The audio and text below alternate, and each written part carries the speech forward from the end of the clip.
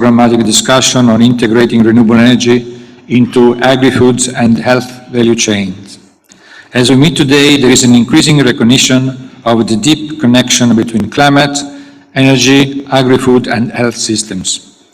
The current global food and energy crisis, COVID-19, and ongoing climate emergency have confirmed the importance of placing the climate, energy, food, health nexus high on the political and international agenda.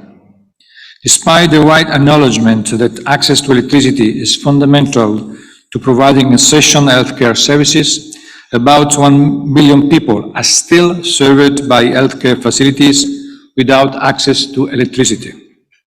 Renewable energy solutions present a key opportunity to provide clean, reliable, and cost-effective electricity to those facilities, including in remote and rural areas. In 2021, about 924,000 million people, nearly 12% of the global population, faced food insecurity at severe levels. Agri-food systems consume about a third of the world energy and energy responsible for a third of agri-food system emissions. We are sustainably powering our agri-food system with fossil fuels. Renewable energy power solutions can directly advance energy and food security, while also contributing to job creation, gender equality, and climate resilience and adaptation. As countries across the globe seek to accelerate plans to meet their development and climate objectives, IRENA is supporting its member states in maximizing the benefits of renewables through various initiatives. These include, to name a few, advances cross-sector application that offer benefit across all SDGs, designing holistic policies that link deployment with industrial policies, education, and training, and working together with governments to help better understand and estimate the socio-economic footprint of energy transition ambition. So, ladies and gentlemen, in November, governments, business, and civil society will gather in Sharm el-Sheikh for COP27 to commit to more ambitious climate action under the Paris Agreement. This deliberation takes place against the backdrop of the global energy and food crisis. If we want a just energy transition to meet the Paris Agreement goals, a joint approach to energy transition, health, and food systems transformation is essential to meet current and future needs in an inclusive and environmentally sustainable manner. What is required now is a strong political will to drive this transition and transformation globally. I hope that today's discussion will be fruitful. So with your permission, Mr. Chair, I will pass the floor to Rabia Ferruki, Director of Knowledge, Policy and Finance Center, followed by Gorbus Konul, Director, Country Engagement and Partnership, to deliver the scene-setting presentation. Thank you very much. Thank you, Director General. Thank you, Mr. Chair. It's my pleasure to deliver the scene-setting presentation for this programmatic session today with my colleague Gorbus Konul. Since its inception, IRENA explored the linkages between renewable energy and other sectors when looking at the energy transition. Given that energy touches each aspect of the economy, society, environment, it was really important that we consider the footprint of the transition on various other sectors, including agriculture, water, health, in order to maximize the benefits, but also mitigate potential risks. A few years ago, IRENA announced its report on the role of renewable in the water, energy, and food nexus. And since then, we've expanded our activities towards more solution-oriented work to conduct assessments, address data and statistics gap, analyze specific technology applications, and strengthen project facilitation and investment in renewable energy applications across those sectors. The two key nexus issues we will be focusing on today are the energy food and the energy health nexus. As we're all aware, energy and food systems are intimately intertwined, and with food systems and consuming about 30% of the world's energy. So energy-related activity constitute about a third of emission from food systems. So this is a very important sector. The agricultural sector also supports the livelihood of over 2.5 billion people in the world, and growth in agriculture is estimated to be nearly 3 times as effective in reducing poverty as other sectors. So access to affordable, reliable, and modern energy is an important enabler of development. So from primary production to storage to processing and consumption, energy is crucial input to improve productivity, to improve yields, reduce drudgery and losses, enable value addition, and raise incomes, particularly for smallholder farmers. In addition, it's needed to advance clean cooking and strengthen resilience to climate impacts. Unfortunately, food systems in many developing countries face a significant lack of modern energy and a strong dependence on fossil fuels of global food system results in vulnerabilities to supply and price shocks, as well, obviously, as climate change impacts. So this is why renewable energy solutions are really well positioned to meet diverse energy needs in the agricultural sector in a distributed, cost-effective, and environmentally sustainable manner with significant socioeconomic benefits. At the same time, renewables can also play a crucial role in bridging the energy access deficit that is faced by healthcare facilities that inhibits the delivery of quality care. Over 1 billion people globally are served by health facilities without reliable electricity access. And the COVID pandemic illustrated the importance of building resilient and decentralized health infrastructure, and energy is a crucial input to achieve that goal. There's growing evidence that investing in renewables for agriculture and health contributes to the sectoral SDGs, but also advances many other SDGs related to poverty alleviation, gender equality, jobs, climate action, both mitigation and adaptation. So scaling up the adoption of renewables, whether it's for agriculture, healthcare, or any other livelihood sector, requires an enabling ecosystem. And this one is built around key pillars that include dedicated policies, tailored financing for end users and enterprises, technology innovation, training and capacity building, and building market linkages for products and services. And IRENA has been working closely with partners, including the FAO, Selco Foundation, to analyze the experience of countries and programs in creating the right enabling conditions. The knowledge work of IRENA and action-oriented partnership are delivering solutions that strengthen the enabling ecosystem at the regional and national levels for Nexus projects and also facilitate investments. So to shed some light on some of IRENA's ongoing regional and country level engagements on this topic, I'm going to now pass the floor to my colleague Gürbüz Günür. Thank you. Thank you, Rabia. Good morning, everyone.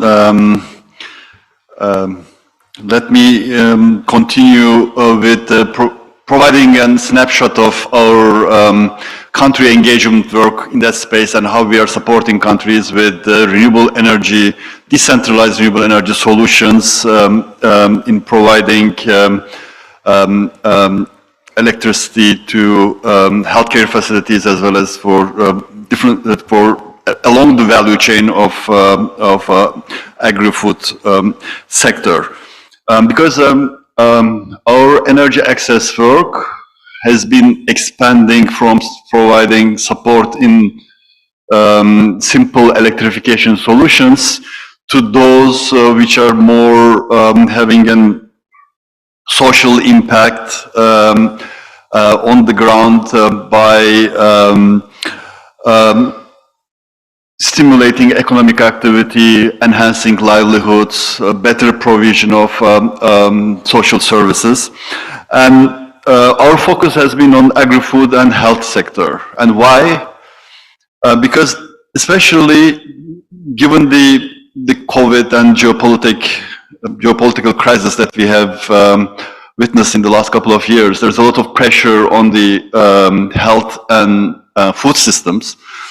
So that was the one that a deliberate choice to specifically look into the impact on those sectors. But also, I think any action you take at that front is definitely provide a very significant contribution to the achievement of sustainable development goals. I think Rabia already framed it very well. But also in terms of achievement of climate objectives, especially in the adaptation action side. Our approach has been quite simple. The main objective is to how to provide sustainable, efficient, and affordable solutions. These three dimensions are extremely important. And through that approach, we try to understand first, when we start working with the country, we look into the overall landscape, or either with agriculture or the health, and try to assess the energy needs along different value chains, and to see how we can design specific decentralized renewable energy solutions for different segments where the energy needs are significant. And we also engage with the ecosystem. It is very important to be part of the ecosystem, because otherwise off-the-shelf solutions will often do not work.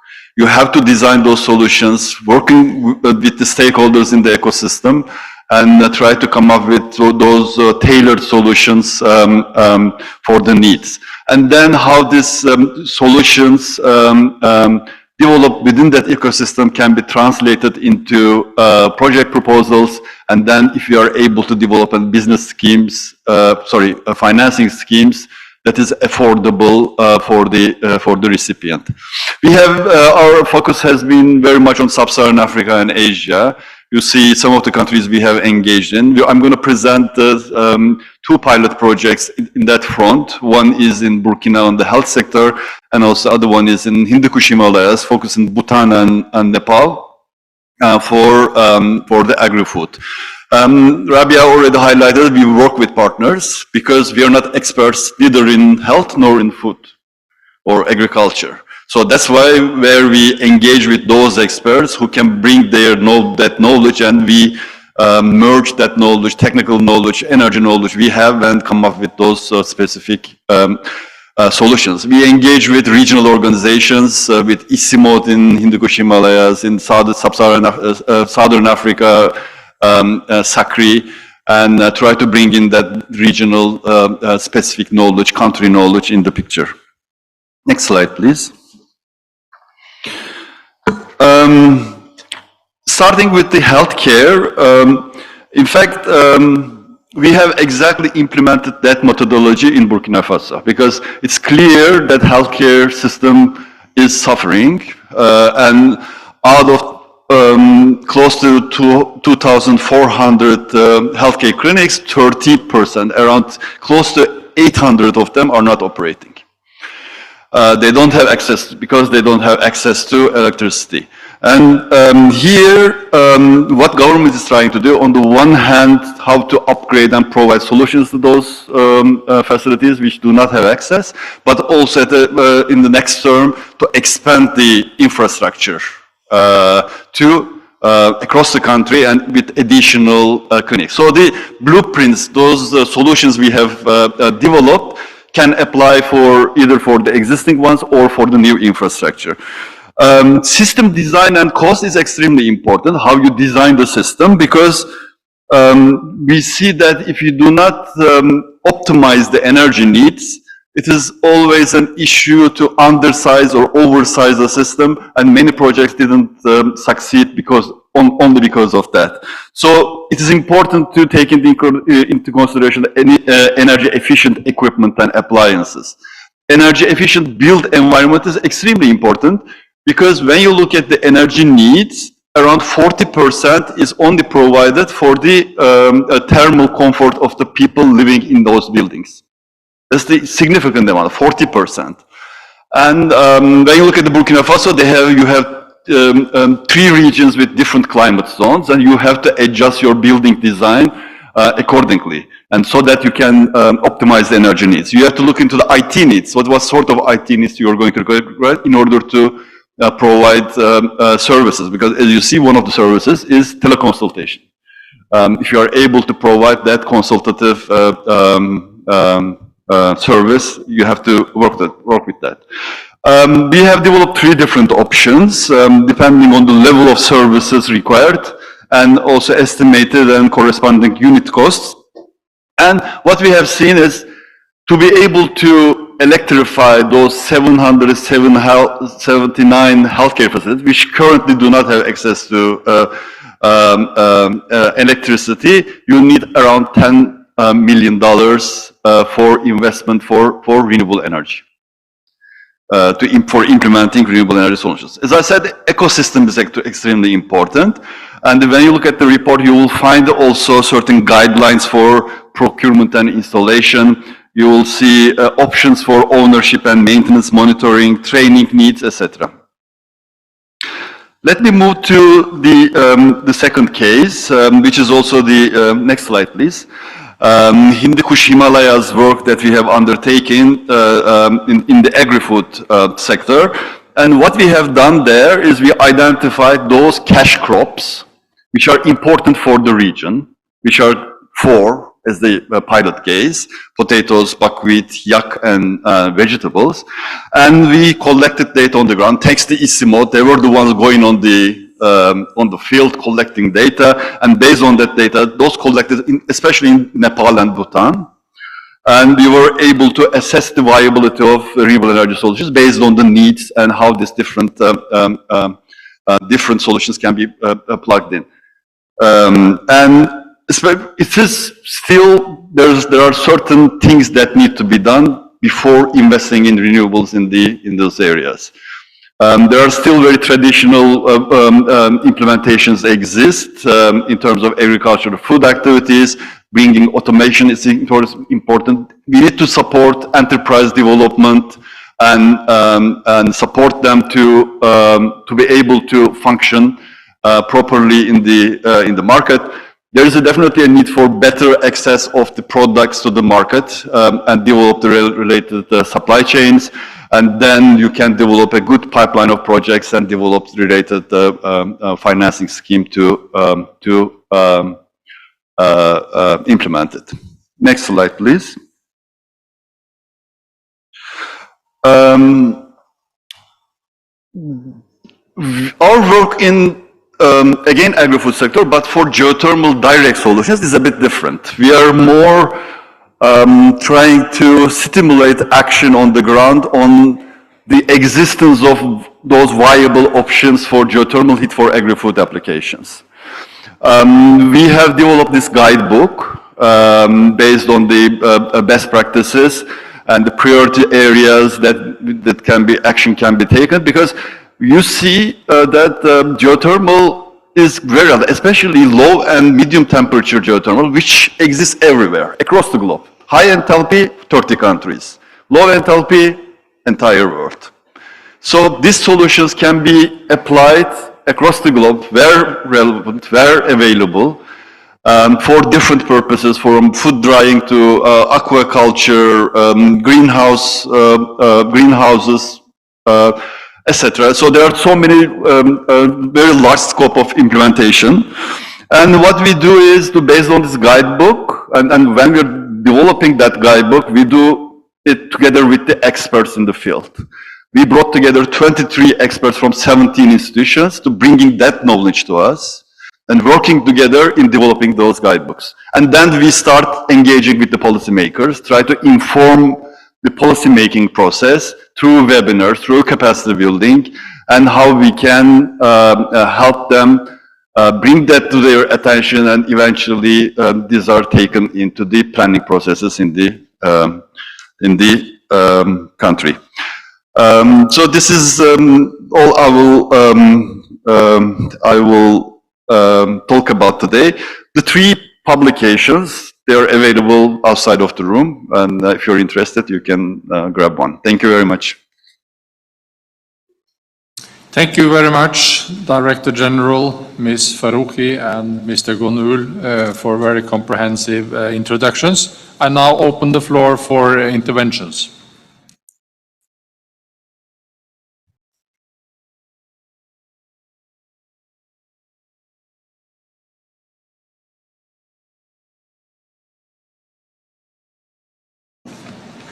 I now give the floor to El Salvador. You have the floor. Señor Presidente, Mr. Chair, we recognize that the attention that IRENA gave to this topic has been like a catalyzer for these initiatives. In El Salvador, we are developing technical processes to incorporate in a direct way the heat generated of geothermal in agri-development, as for example, dehydration of fruits and drying of coffee as excellent examples. There are some private and public efforts for the distribution of water using solar PV plants, including financing programs for them. The challenge is to implement these programs in a sustainable way from the cost and through the transmission of technical capacity, as IRENA does. This is going to help us achieve it.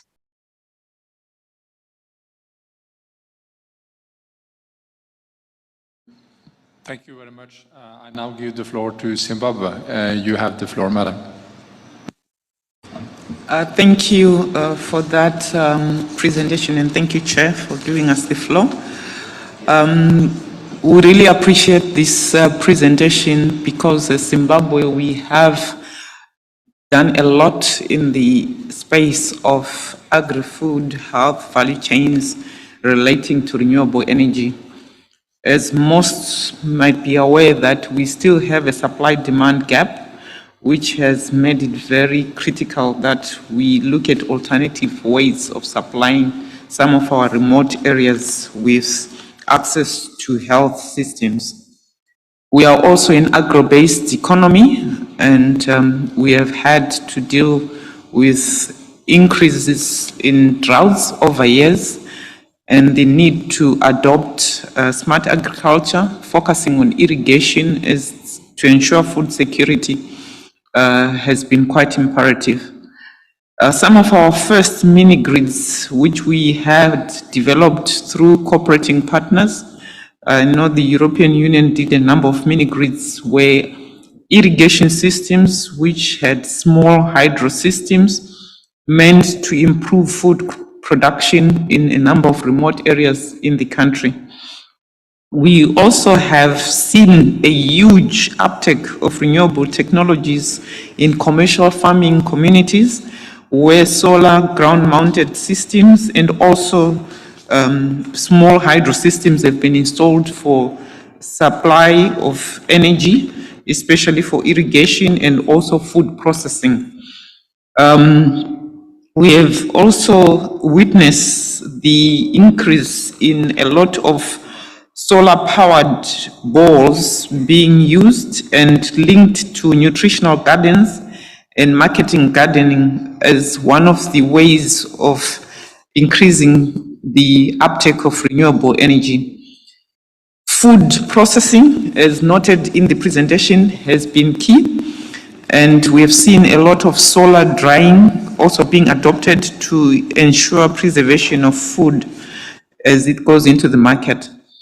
As government, we have worked with various partners, cooperating partners with regards to health part, and UNDP did successfully launch a program for Solar for Health, where we have deployed a number of health solar systems on health on our health institutions, especially in remote areas. This was done in collaboration with our Ministry of Health and the private sector, and the Ministry of Energy identifying those most remote areas for these installations. And this has helped to improve access to health in these areas. It's quite critical also to note that as government, we have also worked on biogas as another area within the renewable energy space, especially for heating, clean cooking, brooding energy production, and also production of organic fertilizer, and also for lighting. This is an area where renewable energy has seen the need of linking the food, health, water nexus to ensure that we improve the lives of our rural communities. I'd like to thank you. Thank you very much. I now give the floor to Kenya. Excellency, you have the floor. Thank you, Chair. Let me also echo my appreciation for the two presenters. They've done a commendable job and we are happy about it. As we are all aware, the United Nations Development Goal number 7 advocates countries to ensure access to affordable, reliable, sustainable, and modern energy for all. Taking cognizance of this, the government of Kenya has set an ambitious target to provide universal electricity access to Kenyans by the year 2030 through enhanced generation, transmission, and countrywide distribution of affordable and sustainable electricity. I am pleased to inform that our National Development Agenda items of food security and nutrition, universal health coverage, affordable housing, and enhanced manufacturing are heavily dependent on affordable energy supply, and intentional efforts have been taken toward the realization of these endeavors. For instance, in the health sector, these initiatives have been seen the expansion of health facilities in 14 underserved devolved units in the country, and powering of medical equipment and refrigeration of vaccines and medicinal drugs, thus improving quality health. The government has also incorporated development of productive use of energy by community through promotion of productive uses such as refrigeration for fishing communities, chicken brooding, flour milling, and agro-processing, which has positively contributed to food production and value addition. The government has also employed some policy frameworks for enhancement of renewable energy. Some of these frameworks include innovative financing that facilitates participation of public and private entities and affordability to consumers. An example of such innovative financing includes the results-based financing and debt facilities, as well as the pay-as-you-go. On sharing our experiences and best practices in fostering sustainable, efficient, and affordable renewable energy solutions for agri-food and health, data collection, and geospatial analysis to mapping areas suitable for grid extension, mini-grids development, and standalone systems, as well as potential productive use, especially agri-food, livestock, and enterprises. Geospatial analysis informed the Kenyan National Electrification Strategy, where 153 sites were mapped for renewable energy mini-grid development. IRENA can further contribute to the initiatives of members to enhance their undertakings by capacity building in renewable energy, food health link initiatives, facilitating benchmarking study tours to successful renewable energy, food, health projects, development of tailored policy, technology, financing, and delivery model solutions, technical assistance and advising government and local stakeholders on bridging the gaps in understanding the needs, creating market linkages, and finally, facilitating financing within a broader energy, food, health nexus systems transformation strategy that includes renewable as a key pillar. I thank you, Chair. Thank you very much. I now give the floor to India. Excellency, you have the floor. Thank you, Mr. Chairman. I would like to share with you India's experience in this area on how decentralized renewable energy is being used to develop a large variety of livelihood applications that are not only energy efficient but also economically viable. These include a myriad of solutions such as solar or biomass-powered cold storage, climate-controlled vertical farming systems, irrigation pumps, silk and cotton textiles, fishing and aquaculture plants, and aerators, multipurpose food rollers also. The modular design of such decentralized renewable energy livelihood applications ensures scalability without large investments. Already, under Prime Minister Kusum scheme, we have installed about 2 million solar pumps so as to avoid the use of diesel. The government has also launched a framework for promotion of decentralized renewable energy livelihood applications in February this year to facilitate the development of an enabling ecosystem for widespread access and adoption of these decentralized renewable energy livelihood applications, particularly in rural and remote areas in the entire country. The framework provides for an assessment of demand, R&D and standardization, pilot and upscaling of DRE livelihood applications, access to finance, skill development and capacity building, public information and awareness, along with convergence with various relevant initiatives across the federal and state levels. Decentralized renewable energy powered livelihood solutions have the potential to reduce and eventually eliminate the reliance of livelihood on diesel, particularly in rural settings, and can supplement grid supply. There are successful pilot and business models of such applications in agriculture, agro-processing, dairy, poultry, fisheries, which have been tested at field level by various agencies, and they have the potential to be replicated in larger quantities. The applications with end use in education and healthcare centers are also being developed under this framework. In order to facilitate development of an enabling ecosystem for widespread adoption of DRE for sustainable livelihoods in India, there is a targeted effort in the following areas: enabling a market-oriented ecosystem to attract the private sector investment, providing easy access to end-user finance by linking them to existing financing schemes or through new innovative financial instruments, creating and implementing quality control standards, benchmarks, and a strong monitoring and evaluation framework to ensure long-term performance and sustainability, assessing impact on diverse populations, including marginalized groups and women, promoting skill development for strengthening the service infrastructure at the local level, and lastly, encouraging innovation and R&D to develop efficient and cost-effective DRE livelihood applications. I thank you very much, Mr. Chairman. Thank you, India. I now give the floor to Japan, and they will join us virtually. Japan has the floor. Thank you, Mr. Chair, directors, for the nice presentations. Renewable energy has great advantage with regard to the supply of electricity in rural and remote areas, and it is great that the introduction of renewable energy from the resources available there has a high potential to improve the lives of the people there, to stimulate economic activity, to reduce poverty, and to improve the quality of social services.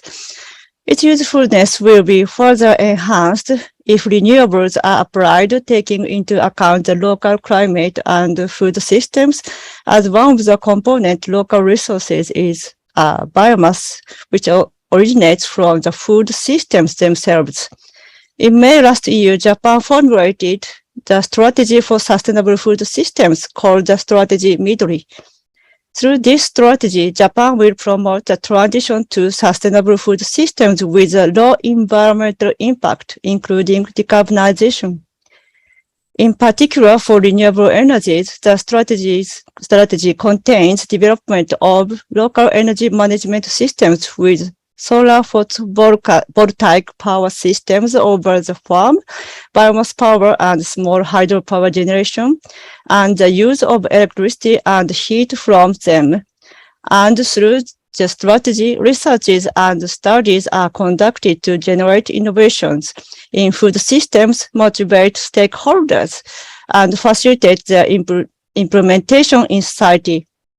Japan is currently working with IRENA IITC on a project on the use of bioenergy, which is essential for achieving the 1.5 degrees target. Globally, there is growing interest in resilient food systems that should also respond to climate change. Japan will continue to cooperate with IRENA on this project. Thank you. Thank you, Japan. I now give the floor to Colombia. You have the floor. Muchas gracias, señor presidente. Thank you very much, Mr. Chair. We would like to greet the directors and to all those who made the previous presentations. Reducing the dependence of the health systems of fossil fuels is essential to have better food with better energy and also to reduce the emissions these produce. Policymaking should focus in transforming the agri-food and health system, promoting changes in the offer and demand, and looking to incorporate different tactics in the value chain that are less energetically intensive, therefore more intelligent. Our country has a green growth policy, it's 3934, that promotes conditions for better participation of renewable energies in the matrix. We also have the national strategy of circular economy to foster sustainability and competitiveness of the system in food production. This effort will contribute to increase 5% the uptake of residual biomass from agri-food production. We have mitigation and adaptation also applied to the health sector. We have identified the sectors that emit greenhouse gases to incorporate renewable energies to those. Mitigation measures in energies have been grouped in 3 groups: energy efficiency, renewable energies, and substitution and replacement of fuels. We also have the guidelines for climate change in health sector having great success in the matter. We have a technical follow-up in the solar panels installed in the health centers located in difficult access areas. Thank you very much. Thank you, Colombia. I now give the floor to Brazil. You have the floor. Thank you, Mr. Chairman. According to the background note provided by the Secretariat regarding the integration of agri-energy systems, we see that the document mentions the inclusion of wind and solar technologies within agricultural production. However, it is also possible to include into agri-food systems combined biomass production, including solid biomass, biofuels, and biogas and methane. The combined food production of food, fiber, and bioenergy can be done in different ways and presents several opportunities for developing countries, which can implement it at a lower cost than the integration of photovoltaic and wind-based technologies. Since the base document will inform future IRENA work in the matter, we would like to suggest that the Secretariat consider complementing the note with more information on the forms of integrated production of biomass and other agricultural crops. A recently recently published IRENA study, Bioenergy for the Transition, Ensuring Sustainability and Overcoming Barriers, contains positive references on the subject that could be incorporated on the background note. Thank you. Thank you very much. I now give the floor to Burkina Faso, and they will also join us virtually. You have the floor.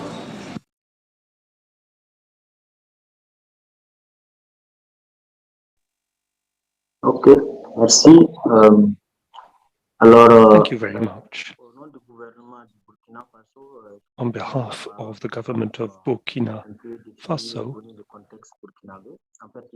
I will tell you more about what we have done. We want population to have access to low-cost energy services.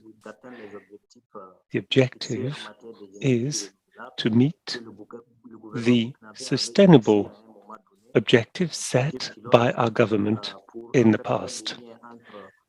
A pilot project was set up to make a bridge between energy and health,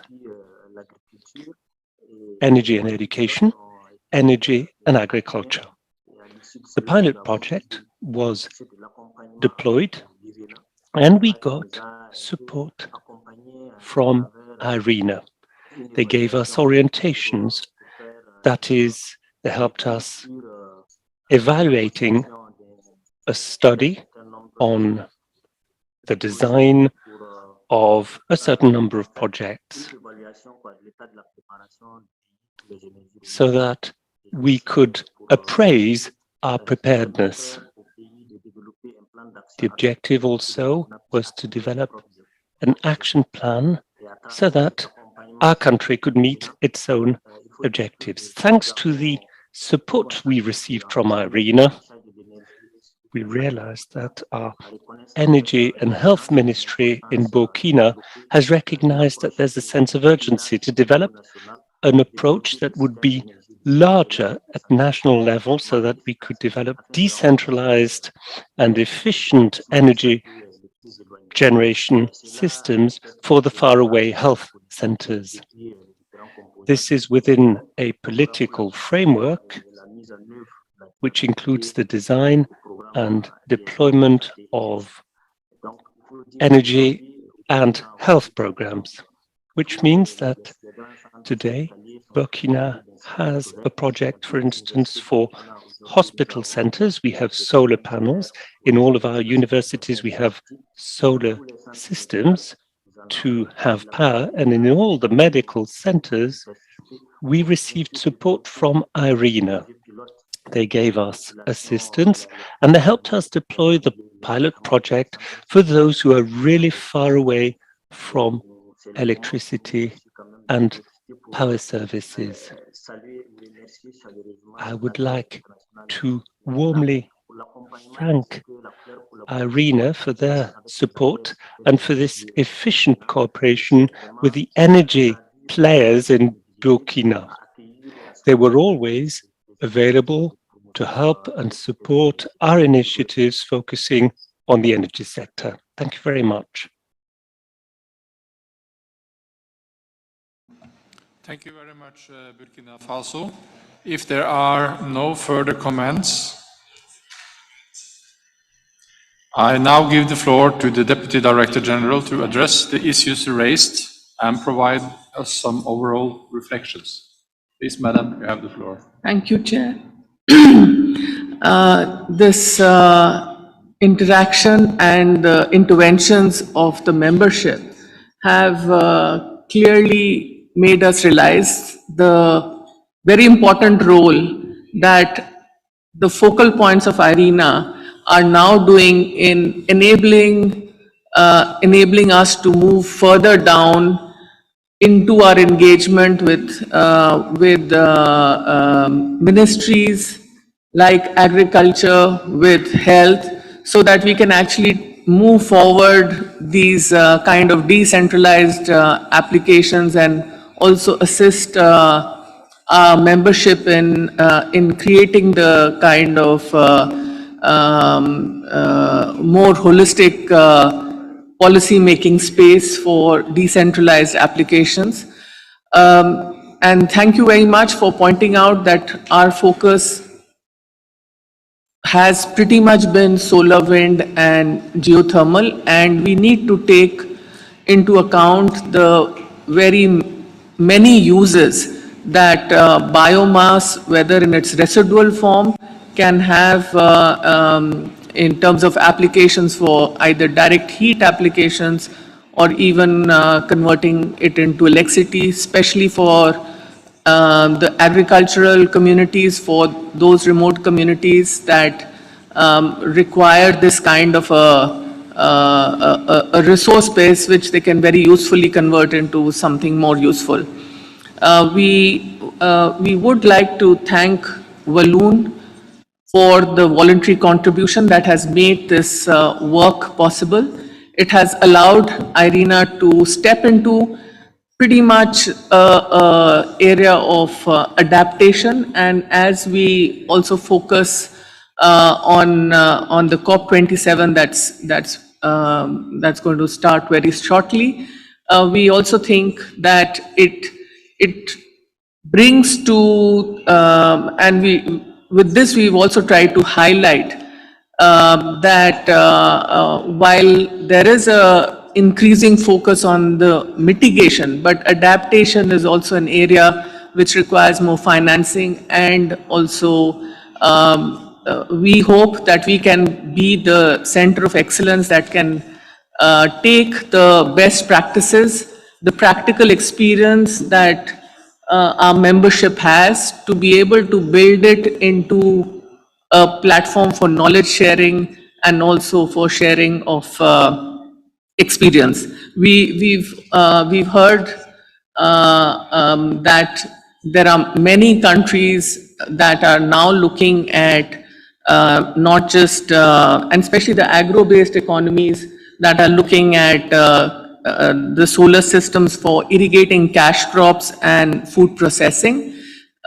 These are obviously areas where, because it does now make sense with the solar cost going down, for cash crops, it started becoming the cheaper option. For health facilities and productive use, especially in areas like the allied sectors of agriculture like fisheries, and makes a lot of sense, because the productivity gets enhanced quite dramatically when you bring in renewable energy as an enabler for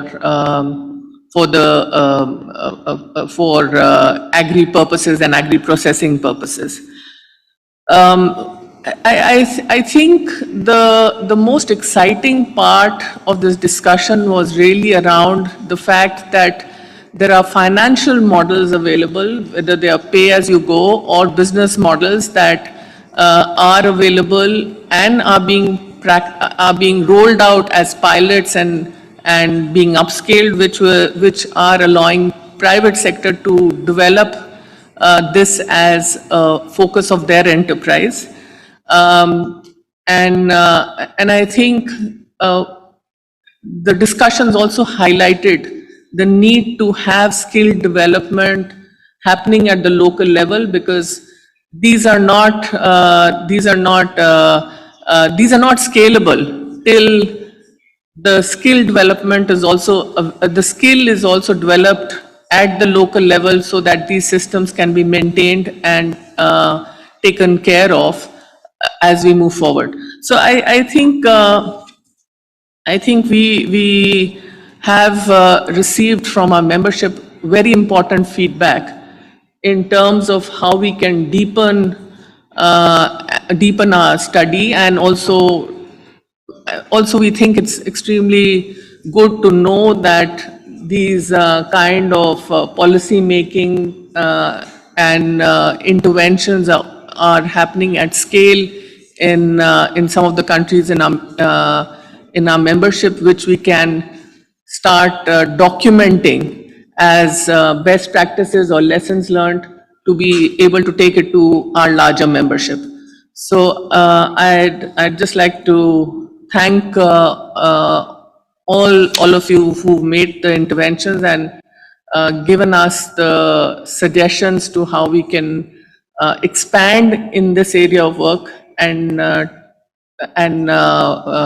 focus our efforts more as we move along. Thank you very much. Back to you, Chair. Thank you, Deputy Director General, for your reflections. And this concludes our consideration on item 8 on the agenda.